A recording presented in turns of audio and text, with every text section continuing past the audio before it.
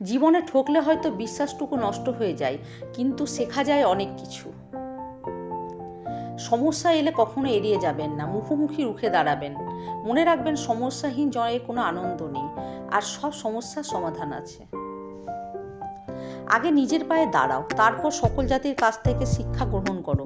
যা কিছু পারো নিজের করে নাও, যা কিছু তোমার কাজে লাগবে তা গ্রহণ করো। তুমি যদি সূর্যের মতো উজ্জ্বল হতে চাও, তাহলে আগে সূর্যের মতো ফুটতে শিখো। মানুষ তার ভবিষ্যৎ পরিবর্তন করতে পারে না, কিন্তু অভ্যেস পরিবর্তন করতে পারে। অভ্যেস মানুষের ভবিষ্যৎকে পরিবর্তন করে দেয়। দুশ্চিন্তা দূর করার একমাত্র উপায় হলো নিজেকে ব্যস্ত রাখা। মানুষ বড়ই অদ্ভুত, ভদ্র আচরণকে দুর্বলতা বলে ভাবে, আর বদমেজাজকে ব্যক্তিত্ব।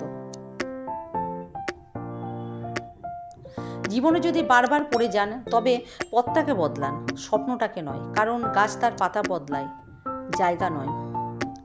যারা তোমাকে বলে তুমি পারো না, তুমি পারবে না, তারা সম্ভবত সেই সব লোক যারা ভয় পায় এই ভেবে যে তুমি পারবে।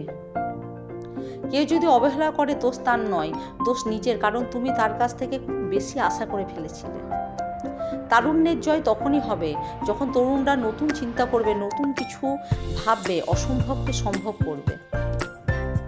অহংকার তারাই করে যারা হঠাৎ করে এমন কিছু পেয়ে যায় যা পাওয়ার যোগ্যতা তাদের কোনোদিনই ছিল না। আপন ভেবে কাউকে মনের কথা বলো না, এমন সময় আসবে সে তোমার কথা দিয়ে তোমাকে আঘাত করবে।